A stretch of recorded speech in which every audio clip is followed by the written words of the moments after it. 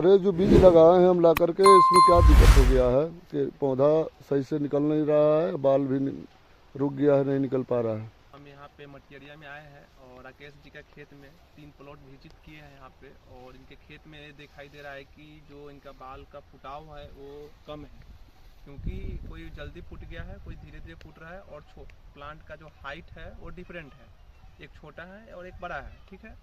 और यहाँ पे आसपास के खेत में भी देखने को मिला है कि यहाँ पे जो बगल का खेत है उनका भी मतलब जो गेहूं का ग्रो है वो बढ़िया है, ठीक है। और मतलब यहाँ पे इन्हीं के खेत में थोड़ा सा प्रॉब्लम ये आया है कि इनका फुटाव में भी दिक्कत आई है। और उसके बाद में यहाँ पे पीलापन देखने को मिला है, खेत में बहुत ज़्यादा पीलापन है इनके खेत में। और यहाँ पे फुटाव में भी कमी है, शायद हमको लग रहा है कि इसमें नाइट्रोजन और एनपीके की बहुत ज़्यादा ज़रूरत है, क्योंकि अगर ये चीज़ नहीं दिया जाएगा इनके खेत में तो शायद इनका प्रोडक्शन बहुत ही कम होगी। और इनको पानी की भी आवश्यकता है, लेकिन यहाँ पे अभी वायु का गति तेज है, अगर पानी पटाने से भी क्या होगा, थोड़ा सा गेहूं पर बहुत ज़्यादा प्रभाव पड़ सकता है। तो हम इन्हें सलाह देंगे कि जिस दिन वायु का गति कम हो उस दिन खेत में पानी दे, और पानी के बाद इनमें यूरिया लगाए।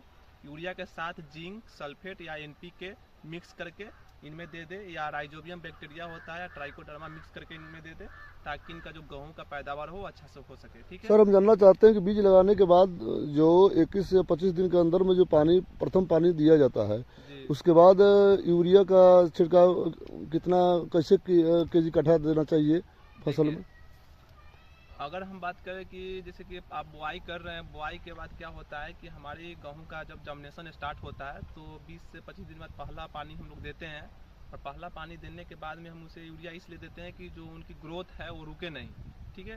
तो मिनिमम हम आपको सलाह देते हैं कि 2 से 3 किलो के, 2 किलो और 2.5 किलो के कट्ठा आप यूरिया को दे सकते हैं उस समय जब आपकी पानी पटाने के बाद गेहूं जामिनेशन अवस्था में होता है। उस समय 2 से 3 किलो इकट्ठा आप यूरिया डाल सकते हैं, इसमें कोई दिक्कत नहीं। सर जहाँ हम लोग खड़े हैं इसके आसपास में करीब जो है 2 किलोमीटर के अंतराल में जो गेहूं के फसल लोग लगाते हैं, हमारे यहाँ दोबारा पानी नहीं पड़ता है।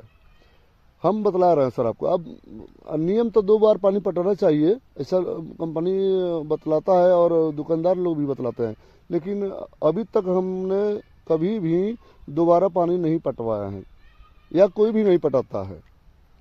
तो मन हम सोच रहे हैं खेत में नमी है, आपका नमी का कमी नहीं है, लेकिन इस समय अगर हम पानी का पटवन करते हैं तो मेरा गेहूं भी ढह जाएगा, ठीक से नहीं हो पाएगा। तो इसके लिए आप क्या सुझाव दे रहे हैं? देखिए, हम आपको बताना चाहते हैं कि आप गेहूं में पानी कम से कम 3 आवश्यकता होती है, ठीक है। अच्छा। 3 आवश्यकता होती है, लेकिन कहीं कहीं मिट्टी का जो मॉइस्चर कंटेंट होता है अच्छा होता है, तो लोग 2 किसान 2 ही पानी पटाने के बाद ही प्रोडक्शन अच्छा कर लेते हैं, ठीक है। सभी मिट्टी का अलग अलग रेशियो होता है, पानी पटाने का भी अलग अलग तरीका होता है।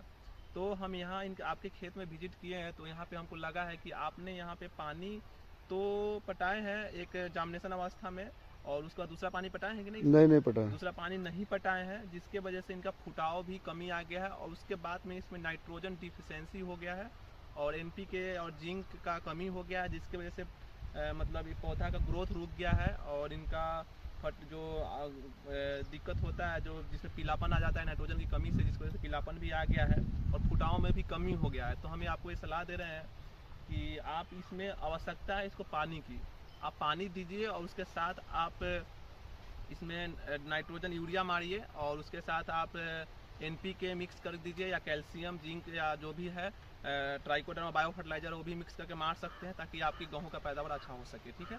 और हम आपसे यही एक बताते हैं कि आप इसमें आवश्यकता है कि पानी की आवश्यकता इसमें है, आप किसी भी हाल में कैसे भी हो पानी दीजिए और उसके साथ यूरिया दे दीजिए।